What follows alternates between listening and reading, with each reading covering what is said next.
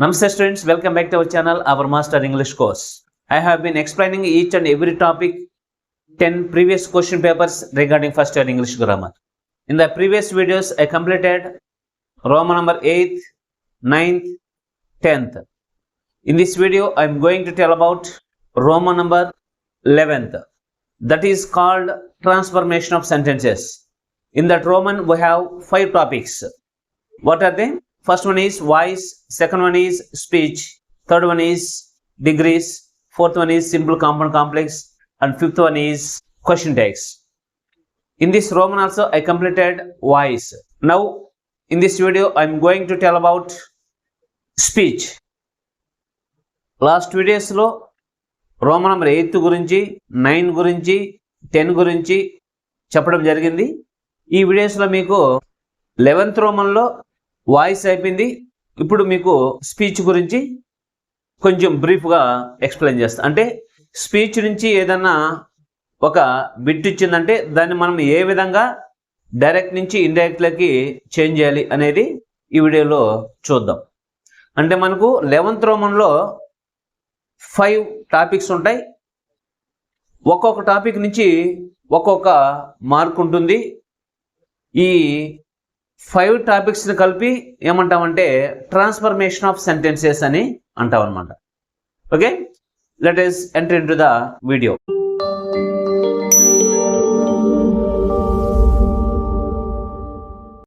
Rewrite the sentences as directed in the brackets. From this topic we have 1 mark in the public examination. 1 into 1, 1 mark. వాళ్ళు ఒక bit వేస్తాడు speech నుంచి, ఆ ఒక బిట్కి 1 mark ఉంటుంది అనమాట.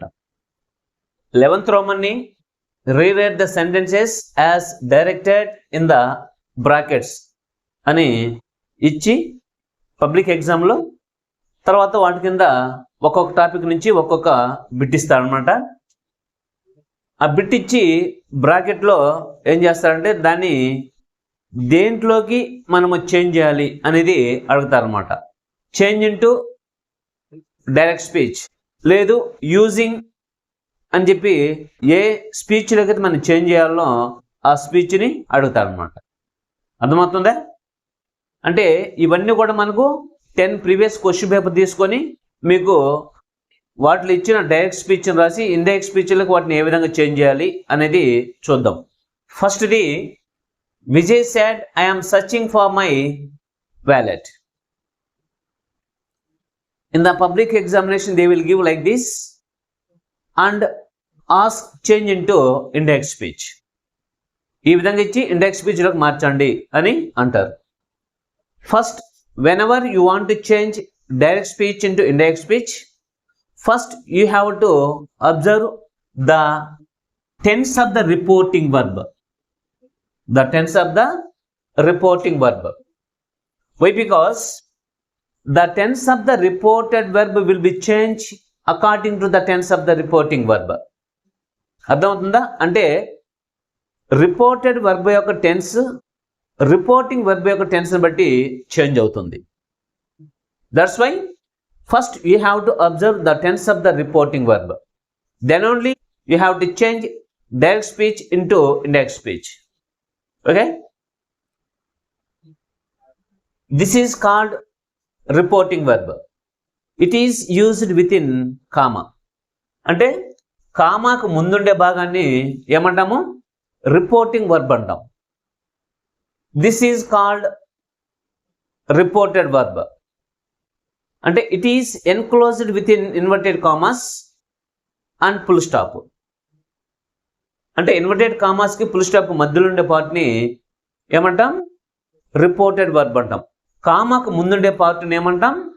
రిపోర్టింగ్ వర్బ్ అంటాం. కాబట్టి మీరు ఎప్పుడైనా డైరెక్ట్ స్పీచ్ని ఇండైరెక్ట్ స్పీచ్లోకి మార్చాలంటే ఫస్ట్ మీరు చేయాల్సింది ఏంటంటే రిపోర్టింగ్ వర్బ్ యొక్క టెన్స్ని చూడాలి. రిపోర్టింగ్ వర్బ్ యొక్క టెన్స్ని బట్టి రిపోర్టెడ్ వర్బ్ యొక్క టెన్స్ అనేది చేంజ్ అవుతుంది. For example, if the reporting verb is in the present tense, the tense of the reported verb does not change in the next speech.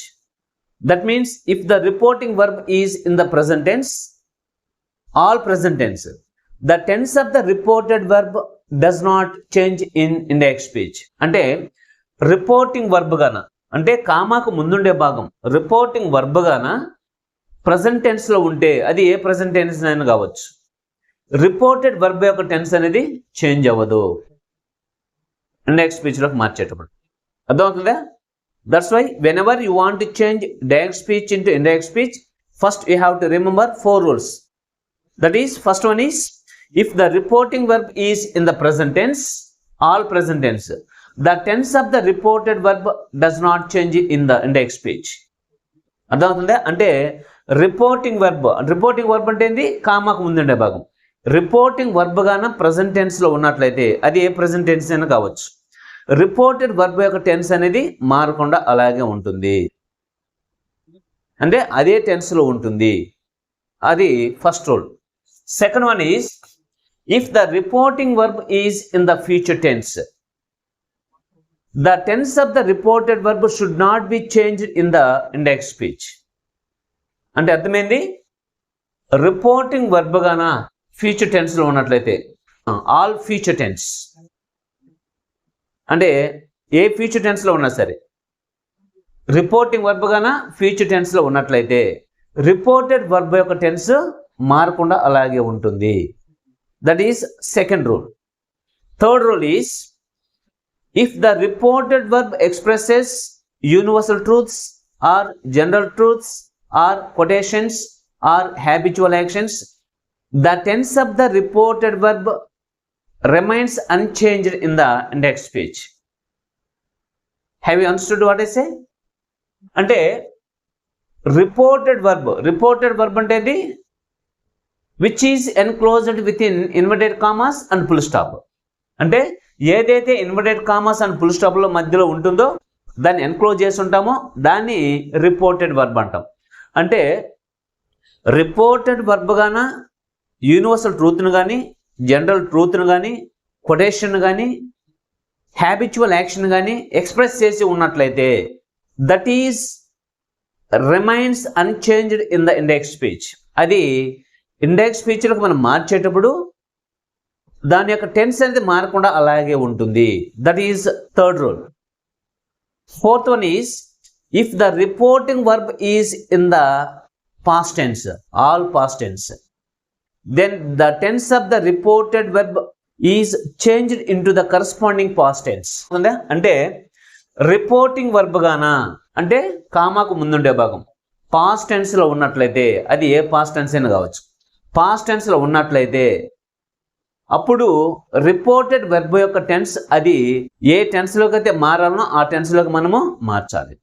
అంటే మనకు రూల్స్ ఉంటాయన్నమాట.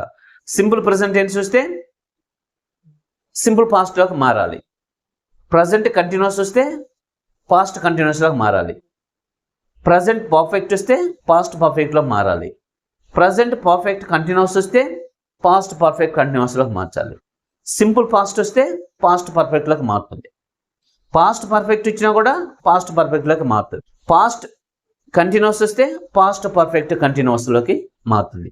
ఇలా రిపోర్టింగ్ వర్బ్ కన్నా past tense లో ఉన్నట్లయితే reported verb యొక్క tense ఏమవుతుంది?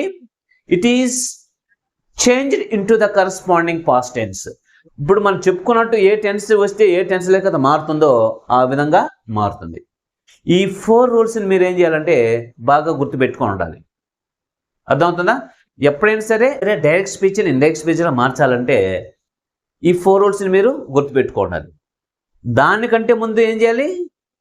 Direct స్పీచ్ని indirect స్పీచ్లో మార్చాలంటే tense of the reporting verb, the tense of the reporting వెర్బ్ని మీరు బాగా అబ్జర్వ్ చేయాలి.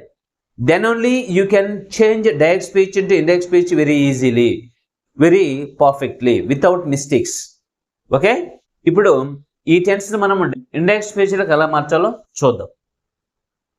Vijay said, I am searching for my wallet. This is direct speech. మనం దీన్ని డైరెక్ట్ నుంచి ఇండైరెక్ట్ మార్చాలంటే ఫస్ట్ మనం దేన్ని అబ్జర్వ్ చేయాలి?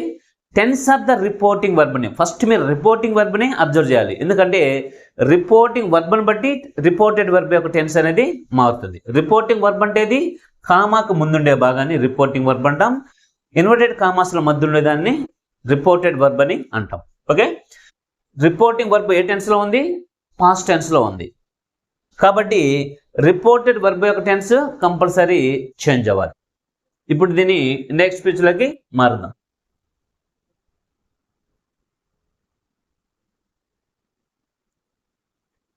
విజయ్ సెడ్,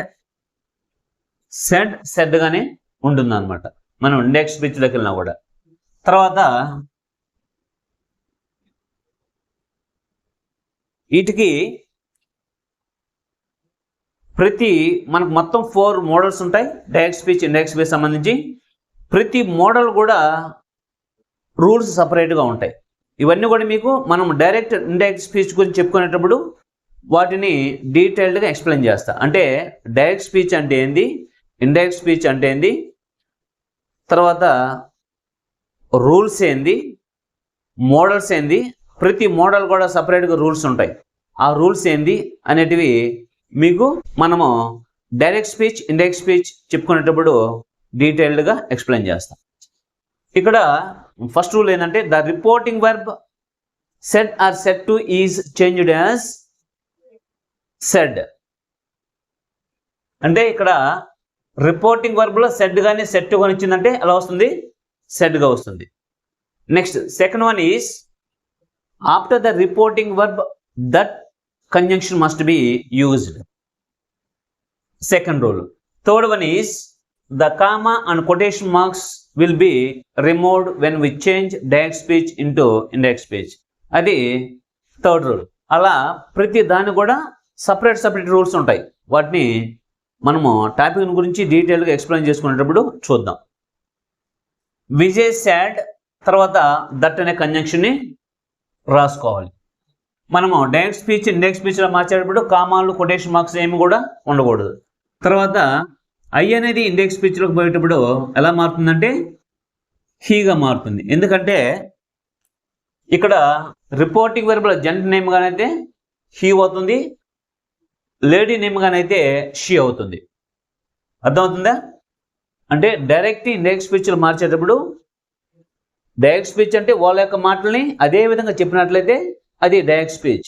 ఇండైరెక్ట్ స్పీచ్ అంటే వాళ్ళ యొక్క మాటల్ని మన మాటలతో చెప్పినట్లయితే దాన్ని reported speech are indirect speech అని అంటాం. కాబట్టి ఐ ఎలా మారుతుంది? హీగా మారుతుంది. ఇప్పుడు ఇది ఏ టెన్స్లో ఉంది? రిపోర్టింగ్ వర్బ్ పాస్ట్ టెన్స్లో ఉంది కాబట్టి రిపోర్టెడ్ వర్బ్ యొక్క టెన్స్ కంపల్సరీ మారాలి. అర్థమవుతుందా? హీ సెడ్ అనేది పాస్ట్ టెన్స్, సింపుల్ పాస్ట్. కాబట్టి పాస్ట్ టెన్స్లో ఉంది కాబట్టి అది ఏ పాస్ట్ టెన్స్ అయినా కావచ్చు, రిపోర్టెడ్ వర్బ్ యొక్క టెన్స్ కంపల్సరీ మారుతుంది. అర్థమవుతుందా? ఇది ఏ టెన్స్లో ఉంది? ప్రజెంట్ కంటిన్యూస్లో ఉంది. I am searching for my wallet. ఇది ప్రజెంట్ కంటిన్యూస్లో ఉంది. ప్రజెంట్ కంటిన్యూస్ ఇండైరెక్ట్ స్పీచ్లో పోతే ఎలా మారుతుంది? పాస్ట్ కంటిన్యూస్గా మారుతుంది. అర్థమవుతుందా? కాబట్టి ఐ హీగా మారుతుంది, యామ్ వచ్చేసి వాజ్గా మారుతుంది.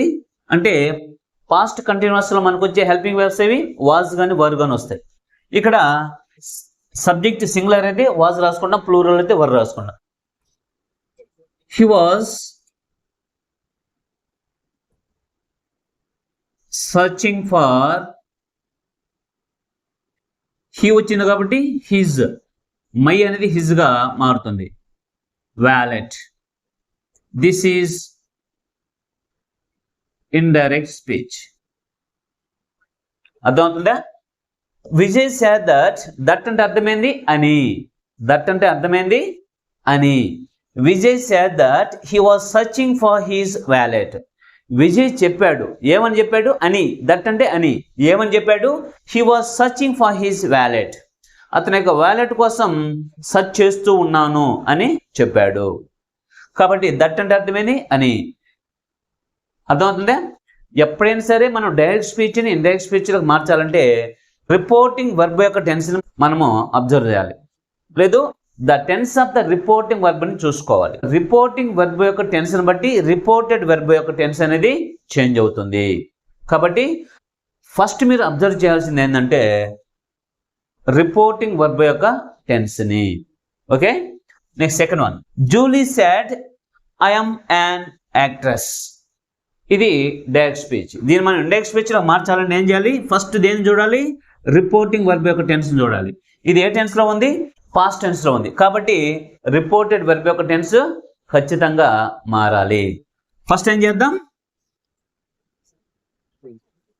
జూలీ said దట్ అనే కంజంక్షన్ రాసుకోవాలి. ఇక్కడ మనం said that కామాలు ఫుల్ స్టాప్లని తీసేసేయాలి మనం డైరెక్ట్ స్పీచ్ నుంచి ఇండైరెక్ట్ స్పీచ్లోకి వెళ్ళేటప్పుడు. ఇక్కడ ఐ ఎలా చేంజ్ అవుతుంది? ఇక్కడ జూలీ కాబట్టి షీ అవుతుంది, ఇక్కడ విజయ్ కాబట్టి హీ అయ్యింది. షీ ఇది ఏ టెన్స్లో ఉంది? ఇక్కడ ఏ టెన్స్ లేదనమాట. సింపుల్ ప్రెసెంట్ అయితే హెల్పింగ్ వర్బ్స్ ఉండవు. ప్రజెంట్ కంటిన్యూస్ అయితే మెయిన్ వర్బ్కి ఇంగ్ ఫామ్ ఉంటుంది, మెయిన్ వర్బ్ లేదు ఇక్కడ. అంటే ఇక్కడ ఏం చెప్తుంది? యామ్ ఉన్నాను. యామ్ అంటే బీ ఫామ్ స్థితిని తెలియజేస్తుంది. ఈజ్ అంటే కూడా ఉన్నానే, కాకపోతే అవి సబ్జెక్ట్ని బట్టి మారుతూ ఉంటాయి. ఇక్కడ యామ్ వచ్చింది కాబట్టి ఇండైరెక్ట్లో పోతే ఏమవుతుంది? యామ్ ఈజ్ వచ్చి వాజ్గా చేంజ్ అవుతాయి, ఆర్ వచ్చి వర్గా చేంజ్ అవుతుంది. ఇక్కడ యామ్ వచ్చింది కాబట్టి వాజ్ అవుతుంది. యామ్ ఈజ్ ఎలా చేంజ్ అవుతాయి? ఇండైరెక్ట్ స్పీచ్లో పోతే వాజ్గా చేంజ్ అవుతాయి. ఆర్ గాను వచ్చినట్లయితే వర్గా చేంజ్ అవుతుంది. కాబట్టి ఐ షీ గాను యామ్ వాజ్ గాను మారుతుంది. ఓకే, ఇవన్నీ మీకు టాపిక్ చెప్పేటప్పుడు డీటెయిల్డ్గా ఒక టేబుల్ లాగా ఎక్స్ప్లెయిన్ చేస్తా. అంటే డైరెక్ట్ స్పీచ్లో ఏది వస్తే ఇండైరెక్ట్ స్పీచ్లోకి వెళ్ళినప్పుడు ఎలా చేంజ్ అవుతుంది అనేది మీకు డీటెయిల్గా ఎక్స్ప్లెయిన్ చేస్తా. ఇప్పుడు మనకు అంత టైం లేదు కాబట్టి మనము క్వశ్చన్ పేపర్స్నే ఎక్స్ప్లెయిన్ చేసుకున్నాం కాబట్టి వాటిని చూద్దాం. First, she was an actress. This is indirect speech. అర్థమవుతుందా? Julie said that she was an actress. ఆమె జూలీ చెప్పింది ఏమని? నేను ఒక యాక్ట్రెస్ అని. అంటే చెప్పింది అనేది పాస్ట్ టెన్స్ కదా, కాబట్టి ఇక్కడ పాస్ట్ టెన్స్లోకి వచ్చింది. Next third one is the teacher said to the students mercury is a liquid metal. దీన్ని మనం ఇండైరెక్ట్ స్పీచ్లోకి ఎలా చేంజ్ చేయాలి?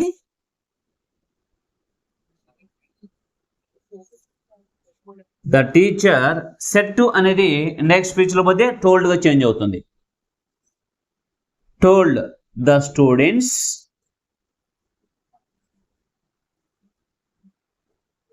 the teacher told the students that. ఇది ఏ టెన్స్లో ఉంది? పాస్ట్ టెన్స్లో ఉంది. రిపోర్టింగ్ వర్బ్ ఏ టెన్స్లో ఉంది? పాస్ట్ టెన్స్లో ఉంది. అంటే రిపోర్టింగ్ వర్బ్ పాస్ట్ టెన్స్లో ఉన్న రిపోర్టెడ్ వర్బ్ గాన యూనివర్సల్ ట్రూత్ను కానీ జనరల్ ట్రూత్ను కానీ కొటేషన్ కానీ హ్యాబిచువల్ యాక్షన్ కానీ ఎక్స్ప్రెస్ చేసినట్లయితే దాని యొక్క టెన్స్ మారకుండా అలాగే ఉంటుంది. ఇది మీరు గుర్తుపెట్టుకోవాలి. ఓకే, కాబట్టి mercury is a liquid metal అది జనరల్ ట్రూత్. కాబట్టి ఏం చేయాలి? That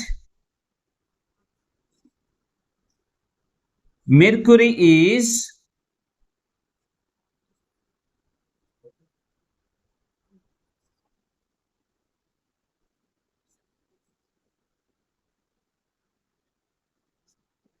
the teacher told the students that mercury is a liquid metal.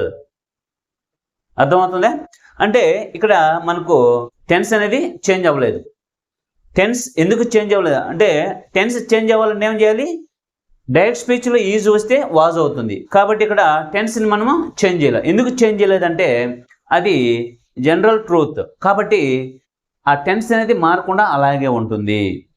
Even though the reporting verb is in the past tense. Okay, next fourth one is she said I will take you to the park.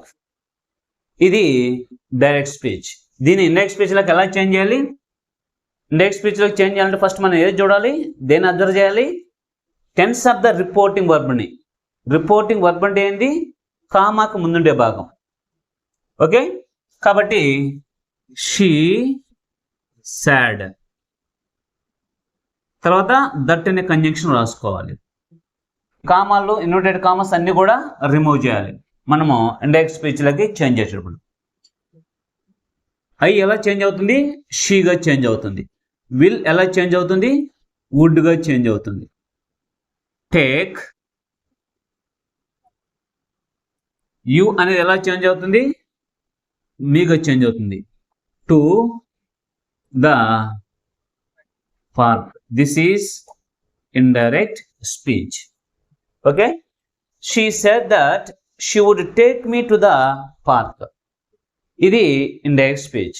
ఎప్పుడైనా సరే direct speech indirect స్పీచ్లో మార్చాలంటే first మీరు reporting verb యొక్క టెన్స్ని observe చేయాలి. Reporting verb యొక్క టెన్స్ని బట్టి రిపోర్టెడ్ వర్బ్ యొక్క టెన్స్ అనేది చేంజ్ అవుతుంది. కాబట్టి అదేవిధంగా మనకు డైరెక్ట్ స్పీచ్లో ఏది వస్తే ఇండైరెక్ట్ స్పీచ్లోకి వెళ్ళినప్పుడు ఎలా చేంజ్ అవుతుంది అనేటివి ఒక టేబుల్ ఉంటుంది. ఆ టేబుల్ అనేది ఈ టాపిక్ గురించి చెప్పేటప్పుడు ఎక్స్ప్లెయిన్ చేస్తాం. She said that she would take me to the park అంటే అర్థమైంది, ఆమె చెప్పింది నిన్ను పార్క్ తీసుకెళ్తానని. దట్ అంటే అర్థమైంది అని. Next fifth one, Kiran said I am angry. దీని ఇండైరెక్ట్ స్పీచ్లోకి మారిస్తే ఎలా చేంజ్ అవుతుంది? Kiran said that. ఐ ఎలా చేంజ్ అవుతుంది? he. am ఎలా చేంజ్ అవుతుంది? was angry. This is indirect speech.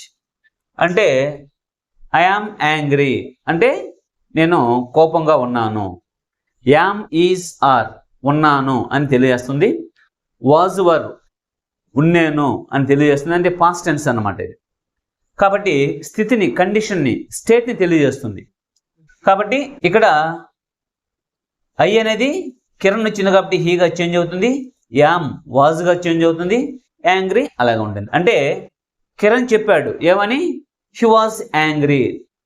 అతను కోపంగా ఉన్నానని చెప్పాడు అని. దట్ అంటే meaning. Okay, next sixth one is Johnny said that. I అనేది ఎలా మారుతుంది? హీగా మారుతుంది. ఇది ఏ టెన్స్లో ఉంది? సింపుల్ ప్రెజెంట్ టెన్స్లో ఉంది. Simple present tense indirect speech లేకపోతే ఎలా చేంజ్ అవుతుంది? సింపుల్ పాస్ట్గా చేంజ్ అవుతుంది. లైక్ అనేది లైక్డ్. దిస్ దట్గా చేంజ్ అవుతుంది. Village. This is indirect speech. Okay, Johnny said that he liked that village. అంటే డైరెక్ట్ స్పీచ్ అనేది Johnny said I like this village అంటే జానీ చెప్పాడు ఈ విలేజ్ నేను ఇష్టపడతానని. దాన్ని ఇండైరెక్ట్ స్పీచ్లోకి మారిస్తే ఎలా మారుతుంది? Johnny said that he liked that village. ఇక్కడ ఇది సింపుల్ ప్రెజెంట్ టెన్స్లో ఉంది కాబట్టి ఇండైరెక్ట్గా చేంజ్ అయితే సింపుల్ పాస్ట్గా చేంజ్ అవుతుంది. కాబట్టి ఐ అనేది హీగా చేంజ్ అయింది. లైక్ దిస్ దట్గా చేంజ్ అవుతుంది. Village. Okay, next seventh one is Sudha Murthy said I like this generation students. ఇది డైరెక్ట్ స్పీచ్. దీని ఇండైరెక్ట్ స్పీచ్లోకి మార్చి ఎలా మారుతుంది?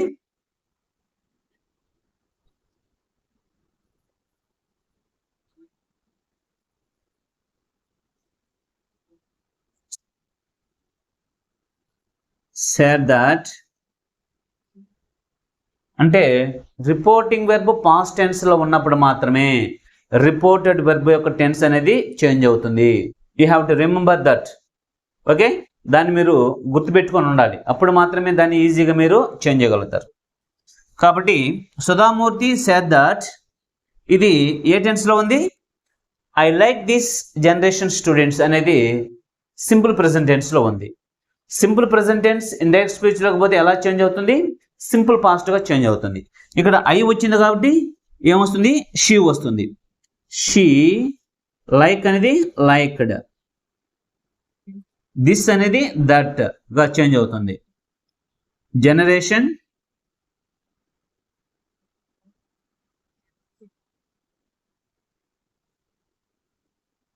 స్టూడెంట్స్, ఇది ఇండైరెక్ట్ స్పీచ్.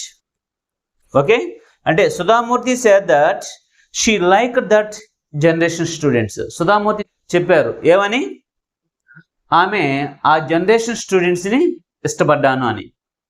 అది దాని యొక్క మీనింగ్. మీరు డైరెక్ట్ స్పీచ్ని ఇండైరెక్ట్ స్పీచ్లకు మార్చాలంటే ఇలాంటి రూల్స్ అన్ని కూడా మీరు ఫాలో అవ్వాలి. Okay, next 8th one is the teacher said to me, I want to talk to you about your son's progress. This is direct speech. దీన్ని మనము ఇండైరెక్ట్ స్పీచ్లకు ఎలా చేంజ్ చేయాలి? ఫస్ట్ మనం దేన్ని అబ్జర్వ్ చేయాలి? టెన్స్ ఆఫ్ ద రిపోర్టింగ్ వర్బ్ని observe చేయాలి. ఇది పాస్ట్ టెన్స్లో ఉంది కాబట్టి రిపోర్టెడ్ వర్బ్ యొక్క టెన్స్ అనేది చేంజ్ అవుతుంది. ద టీచర్ సెట్ టు టోల్డ్గా చేంజ్ అవుతుంది. టోల్డ్ మీ దట్, దట్ అనే కంజంక్షన్ని రాసుకోవాలి. రిపోర్టెడ్ వర్బ్ ఏ టెన్స్లో ఉంది? సింపుల్ ప్రెజెంట్ టెన్స్లో ఉంది. దాన్ని ఇండైరెక్ట్ స్పీచ్లోకి చేంజ్ అయితే ఎలా చేంజ్ అవుతుంది? సింపుల్ పాస్ట్ టెన్స్లోకి చేంజ్ అవుతుంది. కాబట్టి ఐ అనేది హీగా చేంజ్ అవుతుంది. హీ అంటే హీగా కానీ షీగా కానీ, టీచర్ అంటే హీ అవ్వచ్చు, షీ అవ్వచ్చు. కాబట్టి హీగా కానీ షీగా కానీ రాసుకోవచ్చు. అక్కడ వాంట్ అనేది ఎలా చేంజ్ అవుతుంది? Wanted. To talk, to you అనేది ఎలా చేంజ్ అవుతుంది? Me. Talk to me about. Your అనేది ఎలా చేంజ్ అవుతుంది? My son's progress. This is indirect speech. Okay, the teacher told me that he wanted అంటే ఇది సింపుల్ ప్రెజెంట్ టెన్స్లో ఉంది కాబట్టి ఇండైరెక్ట్ స్పీచ్లో పోతే సింపుల్ పాస్ట్ అవుతుంది. He wanted to talk to you అనేది మీగా చేంజ్ అవుతుంది. Talk to me about your అనేది మై సన్స్ ప్రోగ్రెస్. అంటే టీచర్ నాతో చెప్పారు ఏమని? నా కొడుకు యొక్క ప్రోగ్రెస్ గురించి నాతో మాట్లాడాలని అని. దట్ మీనింగ్ అర్థమవుతుందా? Next 9th one is Johnny said that I ఎలా ఇది సింపుల్ ప్రెజెంట్ టెన్స్లో ఉంది కాబట్టి సింపుల్ పాస్ట్లోకి చేంజ్ అవుతుంది. ఐ అనేది హీగా చేంజ్ అవుతుంది. లైక్డ్. దిస్ అనేది ఎలా చేంజ్ అవుతుంది? దట్గా చేంజ్ అవుతుంది. కాలేజ్.